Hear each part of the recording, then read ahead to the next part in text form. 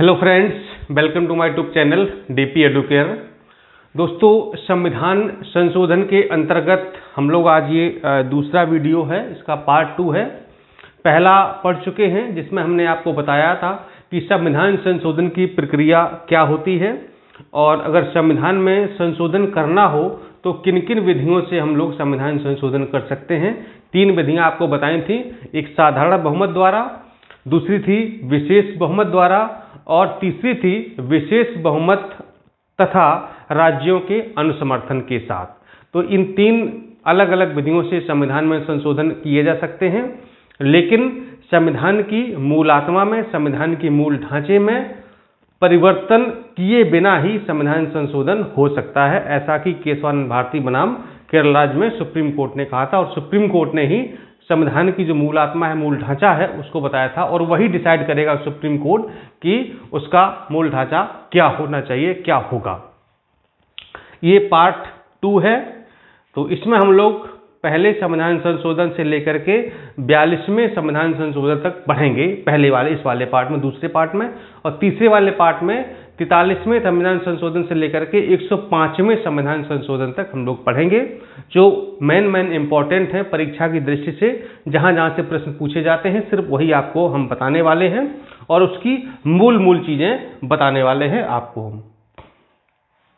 समीक्षा अधिकारी, सहायक समीक्षा अधिकारी और खंड शिक्षा अधिकारी के लिए प्रारंभिक परीक्षा और मुख्य परीक्षा के दोनों बैच प्रारंभ हो चुके हैं। आप लोग इस नंबर के माध्यम से ज्वाइन कर सकते हैं। नंबर दिया गया है स्क्रीन पर 6393350769।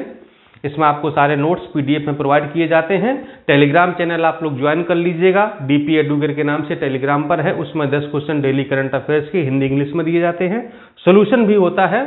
टेस्ट सीरीज आपकी नोटिफिकेशन आने के बाद प्रारंभ होगी। आप लोग फोन करके क्वेरी करते हैं, पूछते हैं, तो मैं आपको यही बता देता हूं। और वैकेंसी आपकी उम्मीद है कि वही दिसंबर में आने की संभावना बन रही, प्रबल संभावना है कि दिसंबर में आ सकती है। पदों की संख्या ठीक ठाक होगी और पीसीएस भी आपका आने वाला है 2023 का।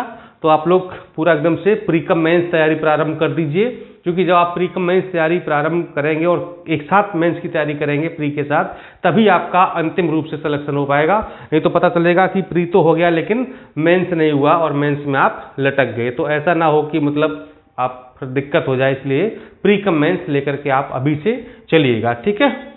चलिए फिर हम लोग शुरुआत करते हैं आज के सेशन की। पहला संशोधन, प्रथम संविधान संशोधन 1951 में हो गया था। 1950 में आपका संविधान लागू होता है पूर्ण रूप से और 51 में ही पहला संविधान संशोधन हो जाता है। क्या हुआ इसमें? संविधान में 9वीं अनुसूची जोड़ी गई, ठीक। ये आपको हम अनुसूची वाले में भी पढ़ा चुके हैं। अनुच्छेद 19(1) के तहत अभिव्यक्ति पर 3 प्रतिबंध लगाए गए: सार्वजनिक व्यवस्था, विदेशी मैत्री संबंध और अपराध को बढ़ावा। तो अनुच्छेद 19(1) है, उसके तहत जो अभिव्यक्ति की हमें स्वतंत्रता मिली है कि हमें अभिव्यक्ति का अधिकार है, तो लेकिन ऐसा ना हो कि मतलब ऐसी अभिव्यक्ति करें कि सार्वजनिक व्यवस्था ही बिगड़ जाए। ये किस तरह की अभिव्यक्ति भाई? अभिव्यक्ति का अधिकार है लेकिन ऐसा नहीं मतलब कि सामाजिक व्यवस्था ना बिगड़े, ऐसा कुछ भी आप ना बोले, ऐसा कुछ भी आप अभिव्यक्ति ना करें। विदेशी मैत्री संबंध यानी कि जो हमारे दूसरे देशों से संबंध हैं, तो भी आप ऐसा ना बोले किसी राष्ट्र के बारे में, किसी देश के बारे में कि भारत के दूसरे देशों से संबंध खराब हों। और अपराध को बढ़ावा, ऐसा कुछ ना बोले आप, ऐसा कुछ भी अभिव्यक्त ना करें जिससे कि अपराध को बढ़ावा हो, समाज में अपराध बढ़े, ऐसा भी आपको कुछ नहीं बोलना है, ठीक है। चलिए, ये तो हो गया पहला।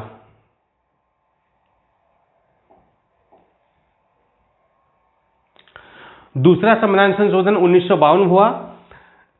7.5 लाख की जनसंख्या पर 1 लोकसभा सीट होगी। ये बताया गया था कि 7,50,000 जो जनसंख्या, 7.5 लाख की जनसंख्या पर 1 लोकसभा की सीट दी जाएगी। ये भी प्रश्न परीक्षा में पूछा जाता है। ये दूसरा संविधान संशोधन है आपका। इसके बाद आते हैं 7वें पर। मैंने कहा था ना आपकी इंपॉर्टेंट आपको हम बताएंगे, सारे संविधान संशोधन नहीं बताएंगे, जो इंपॉर्टेंट है, जहां से प्रश्न पूछे जाते हैं सिर्फ उन्हीं पर हम लोग फोकस करेंगे। 7वां संविधान संशोधन आपका 1956 में होता है। क्या था इसमें? 2 या 2 से अधिक राज्यों के लिए एक उच्च न्यायालय हो सकता है, ठीक है। जैसे कि आपने देखा कि कई सारे ऐसे उच्च न्यायालय हैं जहां पर जिनका मतलब जो है 2 से अधिक राज्य, 2 है, 3 है, 4 है, इस तरीके से, ठीक है।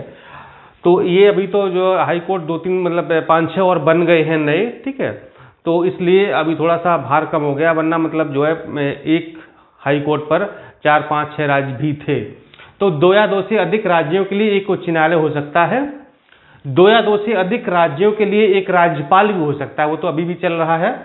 4 राज्यों के 4 वर्गों की समाप्ति कर दी गई, जैसे भाग का, भाग खा, भाग गा और भाग घा, जो 4 ये वर्ग थे राज्यों के, वो समाप्त कर दिए गए और इनके स्थान पर 14 राज्यों एवं 6 संघ शासित प्रदेशों की स्थापना की गई या स्वीकृति की। मतलब पहले क्या था, मतलब पहले राज्यों को कैटेगराइज किया गया था, 4 प्रकार के राज्य होंगे, 4 सूचियां थी, का, खा, गा और घा, तो वो समाप्त कर दी गई, वो सूचियां समाप्त, वो वर्ग समाप्त कर दिए गए और इसके स्थान पर 14 राज्य बनाए गए और 6 संघ शासित प्रदेशों की स्वीकृति प्रदान की गई। किसके द्वारा? 7वें संविधान संशोधन 1956 के द्वारा। इसके बाद आता है 9वां संविधान संशोधन 1960 में होता है। पश्चिम बंगाल में स्थित वेरुवारी संघ राज्य क्षेत्र को भारत पाक समझौते के तहत पाकिस्तान को सौंप दिया गया।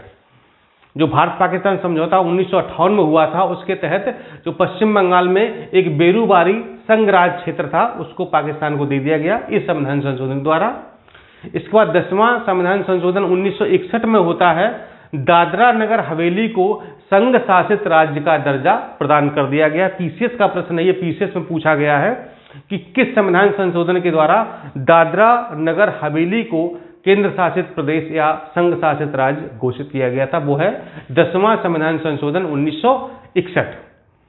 11वां संविधान 1961 में एक और संविधान संशोधन होता है, 11वां भी 1961 में ही हुआ है। उपराष्ट्रपति के निर्वाचन प्रक्रिया में बदलाव करके निर्वाचक मंडल की व्यवस्था की गई, यानी कि जो उस समय उपराष्ट्रपति के चुनाव की प्रक्रिया थी वो खत्म कर दी गई और इसके लिए एक निर्वाचक मंडल बना दिया गया, जो कि वर्तमान में आप देख रहे हैं वो किया गया। राष्ट्रपति या उपराष्ट्रपति के निर्वाचन को उपयुक्त निर्वाचक मंडल में रिक्तता के आधार पर चुनौती नहीं दी जा सकती है, ये भी 11वें संविधान संशोधन में बताया गया था। इसके बाद आपका आता है 12वां संविधान संशोधन, बहुत इंपॉर्टेंट है। गोवा और दमन दीव को संघ शासित प्रदेश का दर्जा प्रदान कर दिया गया। ये आपका 12वां संविधान संशोधन 1962 है। 1962 में गोवा और दमन दीव को संघ शासित प्रदेश का दर्जा प्रदान किया गया था। 13वां संविधान संशोधन 1962 में होता है। अनुच्छेद 371 का जोड़कर नागालैंड का गठन कर विशेष राज्य का दर्जा इसको दिया गया। तो नागालैंड का गठन होता है 1963 में। इस संविधान संशोधन के द्वारा अनुच्छेद 371 का में का जो 371 था अनुच्छेद, उसमें का उपबंध या का खंड जोड़ दिया गया, उसका उपखंड, और नागालैंड राज्य को जो है विशेष राज्य का दर्जा प्रदान कर दिया गया। 14वां संविधान संशोधन 1962 में ही होता है। पुडुचेरी को भारतीय संघ में शामिल किया गया, यानी कि 1962 में काफी चीजें हुई हैं। संघ शासित प्रदेशों जैसे कि हिमाचल प्रदेश, मणिपुर, त्रिपुरा, गोवा, दमन दीव तथा पुडुचेरी के लिए विधानमंडल तथा मंत्रिपरिषद की व्यवस्था की गई। हिमाचल प्रदेश, मणिपुर, त्रिपुरा जैसे, गोवा जैसे राज्य ही पहले क्या थे? केंद्र शासित राज्य ही थे, संघ शासित राज्य ही थे। तो इसमें विधानमंडल और मंत्रिपरिषद की व्यवस्था की गई थी 14वें संविधान संशोधन 1962 के द्वारा। आगे बढ़ते हैं। फिर आता आपका 15वां संविधान संशोधन 1963। उच्च न्यायालय को राज्य के बाहर व्यक्ति या प्राधिकरण के खिलाफ रिट जारी करने का अधिकार दे दिया गया। किसको? हाई कोर्ट को, यानी कि वो राज्य के बाहर, जैसे कि राज्य का अपना एक हाई कोर्ट होता है, तो पहले ये अधिकार नहीं था कि उच्च न्यायालय हाई कोर्ट राज्य के बाहर कुछ ऐसा कर सके। तो राज्य के बाहर चाहे वो व्यक्ति हो या कोई प्राधिकरण हो, तो उसके खिलाफ रिट जारी कर सकता है। ये हाई कोर्ट को आदेश मतलब कि शक्ति मिल गई, या उसको जो है ये रिट जारी करने का अधिकार प्रदान कर दिया गया हाई कोर्ट को। उच्च न्यायालय के न्यायाधीशों की सेवानिवृत्त आयु 60 वर्ष से बढ़ा करके 62 वर्ष कर दी गई। किसके द्वारा? 15वें संविधान संशोधन 1963 के द्वारा। उच्च न्यायालय के सेवानिवृत्त न्यायाधीश सर्वोच्च न्यायालय में अस्थायी रूप से कार्य कर सकते हैं, ये भी इसी में बता दिया गया कि हाई कोर्ट का अगर कोई रिटायर्ड जज है तो फिर वो क्या कर सकता है, सुप्रीम कोर्ट में काम कर सकता है, परमानेंट नहीं, मतलब अस्थायी रूप से काम कर सकता है, टेम्पोररी। इसके बाद आपका 18वां संविधान संशोधन 1966 आता है। ठीक है, ये 18वां संविधान संशोधन 1966 में होता है। इसमें यह स्पष्ट किया गया कि संसद की नए राज्य के निर्माण की शक्ति का अर्थ यह भी है या इसमें निहित है कि संसद किसी दूसरे राज्य या संघ शासित प्रदेश के किसी भाग को किसी दूसरे राज्य या संघ शासित प्रदेश के साथ जोड़कर नए राज्य का गठन भी कर सकती है। यानी जो नए राज्यों का गठन था तो ये भी जो अधिकार संसद को मिल गया। इसमें स्पष्ट किया कि संसद की नए राज्यों की शक्ति या इसमें मतलब संसद जो है ना वो मतलब नए राज्यों का निर्माण कर सकती है कि किसी दूसरे राज्य या संघ शासित प्रदेश किसी भाग को, मतलब कि किसी कोई राज्य है और कोई केंद्र शासित प्रदेश है तो उसके भाग को मतलब उसमें जोड़ करके या दूसरे राज्य या संघ शासित प्रदेश के साथ जोड़ करके मतलब नए राज्य का कुल मिलाकर के नए राज्यों के गठन से संबंधित है, तो ये शक्ति भी मिल गई। इसी दौरान पंजाब और हरियाणा नामक 2 नए राज्य बनाए गए। तो इसको आपको याद रखना है कि 18वें संविधान संशोधन 1966 के द्वारा पंजाब और हरियाणा 2 नए राज्यों का गठन इसी के द्वारा किया गया था। ये चीज यहां पर इंपॉर्टेंट है। इसके बाद आता है आपका 21वां संविधान संशोधन 1967। सिंधी भाषा को 8वीं अनुसूची में 15वीं भाषा के रूप में, मूल संविधान में हमारे 14 भाषाएं थी लेकिन वर्तमान में 22 भाषाएं हैं, वो 8 भाषाएं यानी 14 + 8 22 हो गई। तो 8 भाषाओं को विभिन्न संविधान संशोधनों के द्वारा 8वीं अनुसूची में जोड़ा गया। तो 15वीं जो भाषा बनी उसका नाम था सिंधी भाषा और इसी को 8वीं अनुसूची में सबसे पहले जोड़ा गया 21वें संविधान संशोधन 1967 के द्वारा। ये बहुत इंपॉर्टेंट है, ध्यान रखिएगा, परीक्षा में पूछा जाता है। और भाषा से संबंधित यानी 14 तो मूल भाषाएं थी मूल संविधान में, इसके बाद 15वीं फिर 3 जोड़ी गई फिर 4 जोड़ी गई। तो ये वो हमने पिछला जो है बताया था आपको, जब अनुसूची वाला लेक्चर मैंने आपको पढ़ाया था तो उसमें पूरा डिटेल में बताया है। अगर आपने ध्यान से नहीं सुना है तो फिर से जाके वहां पर सुन लीजिएगा, वो बहुत जरूरी है, परीक्षा में बहुत पूछा जाता है। 22वां संविधान संशोधन 1969, मेघालय राज्य का गठन किया गया। अनुच्छेद 244 का जोड़कर असम में स्वायत्त परिषद का गठन भी किया गया। ये काफी इंपॉर्टेंट है, इसको ध्यान रखिएगा। अगला आपका है 24वां संविधान संशोधन 1971। संसद को यह शक्ति दी गई कि यह अनुच्छेद 13 और 368 में संशोधन कर मौलिक अधिकारों सहित संविधान के किसी भी भाग में संशोधन कर सकती है। यह संसद को शक्ति दे दी गई 24वें संविधान संशोधन द्वारा। संविधान संशोधन विधेयक पर राष्ट्रपति को मंजूरी देने के लिए बाध्य कर दिया गया, यह भी बताया गया। और इसके बाद आपका आता है 25वां संविधान संशोधन 1971। संपत्ति के मौलिक अधिकार में कटौती कर दी गई। अगला आपका है 26वां संविधान संशोधन 1971। इसके तहत देशी राज्यों के भूतपूर्व नरेशों के विशेषाधिकारों तथा प्रीवीपर्स की सुविधाओं को समाप्त कर दिया। जो भी नरेश वगैरह थे उनकी जो भी सुविधाएं उनको मिली थी वो सारी समाप्त कर दी गई।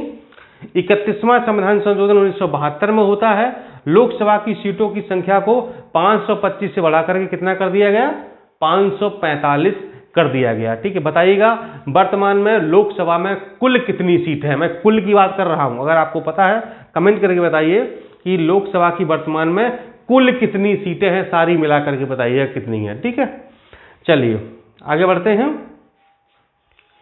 35वां संविधान संशोधन 1974 सिक्किम को दिए गए संरक्षित राज्य के दर्जे को समाप्त किया गया तथा उसे भारतीय संघ के एक सह राज्य का दर्जा दिया गया। ये 35वां और 36वां काफी इंपॉर्टेंट, ध्यान से समझिएगा। अगला पॉइंट है 10वीं अनुसूची को जोड़ा गया तथा उसमें सिक्किम को भारतीय संघ में शामिल करने संबंधी नियम एवं शर्तें स्पष्ट की गईं। अब देखिए यहां पर क्या है, अब पहले 35वां आपने पढ़ा, थोड़ा सा 36वां भी पढ़ लीजिए। सिक्किम को भारतीय संघ का पूर्ण राज्य बनाकर 10वीं अनुसूची को समाप्त कर दिया गया। अब देखिए सिक्किम को दिए गए संरक्षित राज्य, यहां पर जो 35वां संशोधन है वो संरक्षित राज्य की बात कर रहा है कि सिक्किम कैसा है, संरक्षित राज्य का दर्जा दिया, उसको समाप्त कर दिया गया तथा उसे भारतीय संघ के सह राज्य अभी पूर्ण राज्य नहीं बना है। तो यहाँ पर 35वां संशोधन और 36वां, ध्यान देने वाली बात है कि 35वें संविधान संशोधन के द्वारा सिक्किम को सह राज्य का दर्जा दिया गया और जो संरक्षित राज्य का दर्जा था उसके पास, उसे समाप्त कर दिया गया, अब उसे सह राज्य बना दिया गया। लेकिन 36वें संविधान संशोधन के द्वारा सिक्किम को पूर्ण राज्य का दर्जा प्रदान किया जाता है। ये हुआ था आपका 74 में और 36वां हुआ आपका 75 में। देखिए, सिक्किम को भारतीय संघ का पूर्ण राज्य बनाकर 10वीं अनुसूची को समाप्त कर दिया गया। ये मतलब कि घिसा पिटा सवाल है और पीसीएस में समीक्षा अधिकारी में आता ही आता है। अब ये 35वें संशोधन और 36वें में कन्फ्यूजन होती है। 35वां बताता है कि सह राज्य, जबकि 36वां कहता है पूर्ण राज्य। तो जो भी ऑप्शन आपका हो, दो ऑप्शन में देखिए दोनों होते हैं, 35वां भी और 36वां भी होता है, लेकिन सहराज्य की बात कर रहा है या फिर पूर्ण राज्य की बात कर रहा है, ये आपको ध्यान देना है और उसी हिसाब से आप लोग टिक लगाइएगा, नहीं तो क्वेश्चन आता हुआ आपका गलत हो जाएगा। और ये है 42वां संविधान संशोधन और ये 82वां, तो ये काफी बड़ा संविधान संशोधन है, ठीक है। 1976 में होता है। संविधान की प्रस्तावना में 3 नए शब्द जोड़े गए। कौन से? समाजवादी, धर्मनिरपेक्ष और अखंडता। धर्मनिरपेक्ष या पंथ निरपेक्ष बात एक ही है और अखंडता, ठीक है, 3 शब्द जोड़े गए। नागरिकों के लिए एक नए भाग यानी 4 का अनुच्छेद 51 का के अंतर्गत 10 मूल कर्तव्यों को जोड़ा गया। मैं आपको पढ़ा चुका हूं, ठीक है, भाग वाले जो संविधान के प्रमुख भाग हैं उसमें मैंने आपको पढ़ाया था कि जो 10 मूल कर्तव्य संविधान में जोड़े गए, तो एक नया भाग 4 का बनाया गया था और अनुच्छेद बनाया गया था 51 का, ठीक है। 2002 में 86वें संविधान संशोधन द्वारा इसमें 11वां कर्तव्य भी जोड़ा गया है। राष्ट्रपति को कैबिनेट की सलाह मानने के लिए बाध्य कर दिया गया इसी से के द्वारा। प्रशासनिक अधिकरणों एवं अन्य मामलों पर अधिकरणों की व्यवस्था कर दी गई भाग 14 का को जोड़कर। और क्या होता है इसमें? 1971 की जनगणना के आधार पर 2021 तक लोकसभा सीटों एवं राज्य विधानसभा सीटों को निश्चित कर दिया गया, यानी कि 2001 तक सीटों में कोई फेरबदल नहीं होगा। समझे ना? मतलब जितनी सीटें हैं उतनी ही रहेंगी, ना घटेंगी ना बढ़ेंगी। संविधान संशोधन को न्यायिक जांच से बाहर कर दिया गया, यानी कि संविधान संशोधन अगर हो गया तो उसकी मतलब न्यायिक जांच नहीं हो सकती है। न्यायिक समीक्षा एवं रिट न्याय क्षेत्र में उच्चतम न्यायालय, उच्चतम एवं उच्च न्यायालयों की शक्ति में कटौती कर दी गई। लोकसभा एवं विधानसभा के कार्यकाल में 5 से 6 वर्ष की बढ़ोतरी की गई। ये जो है इसके द्वारा किया गया था। और क्या किया गया? फिर ये जो 5 से 6 वर्ष किया गया था तो फिर बाद में कम कर दिया गया, अभी आगे बताएंगे आपको। इसके अलावा संसद को राष्ट्र विरोधी कार्यकलापों के संबंध में कार्यवाही करने के लिए विधियां बनाने की शक्ति प्रदान की गई और ऐसी विधियां मूल अधिकारों पर अभिभावी होंगी, ये भी बताया गया। 42वें संविधान संशोधन अधिनियम 1976 में निर्देशित तत्व की मूल सूची में निम्नलिखित 4 तत्व और जोड़ दिए गए। जो नीति निर्देशक तत्व है उनकी सूची है तो उसमें 4 और जोड़ दिए। कौन कौन से? बच्चों के स्वस्थ विकास के लिए अवसरों को सुरक्षित करना, अनुच्छेद 39, समान न्याय को बढ़ावा देने के लिए और गरीबों को निःशुल्क कानूनी सहायता प्रदान करना, अनुच्छेद 39A यानी 39 का। उद्योगों के प्रबंधन में श्रमिकों की भागीदारी को सुरक्षित करने के लिए कदम उठाना, अनुच्छेद 43 का, 43 का या 43A। रक्षा और पर्यावरण को बेहतर बनाने और जंगलों एवं वन्य जीवन की रक्षा करना, अनुच्छेद 48A या 48 का बताया गया। इसके अलावा भारत के किसी एक भाग में राष्ट्रीय आपातकाल की घोषणा, जरूरी नहीं कि पूरे भारत में हो, एक भाग में भी राष्ट्रीय आपातकाल की घोषणा हो सकती है। राज्य में राष्ट्रपति शासन के कार्यकाल में एक बार में 6 माह से 1 साल तक की बढ़ोतरी हो सकती है। केंद्र को किसी राज्य में कानून एवं व्यवस्था बनाए रखने के लिए सैन्य बल भेजने की शक्ति, यानी कि केंद्र किसी राज्य में लगता है कि यहाँ पर कानून व्यवस्था बिगड़ गई है तो वो सैन्य बल भेज सकता है, ये केंद्र को शक्ति दे दी गई। संसद और विधान मंडल में कोरम की आवश्यकता को समाप्त कर दिया गया, यानी कि जरूरी नहीं कि मतलब कि क्वोरम पूरा हो तभी संसद या विधानसभा या विधानमंडल चल पाएगा, ये ऐसा कोई कंपलसरी नहीं रखा गया। तो ये सारा जो है 42वां संविधान संशोधन काफी बड़ा माना जाता है, ठीक है। और अगला जो वीडियो आपका होगा वो 43वें 43 संविधान संशोधन से हम लोग प्रारंभ करेंगे। तो 1 से लेकर के 42 तक हम लोग यहाँ पर पढ़ चुके हैं। अगले लेक्चर में 43 से लेकर के 105 तक पढ़ेंगे, ठीक है।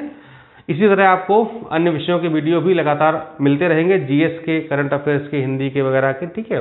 बाकी आप लोग बैच ज्वाइन करके कंप्लीट तैयारी वहाँ से कर सकते हैं। यहाँ पर निबंध, पत्र लेखन, गद्यांश, मुहावरे, शब्दावली, कंप्यूटर, ये सारी चीज़ें आपको वहाँ पर पढ़ाई जाएंगी, ठीक है। चलिए फिर मिलता हूँ नेक्स्ट वीडियो में। नमस्कार, जय हिंद।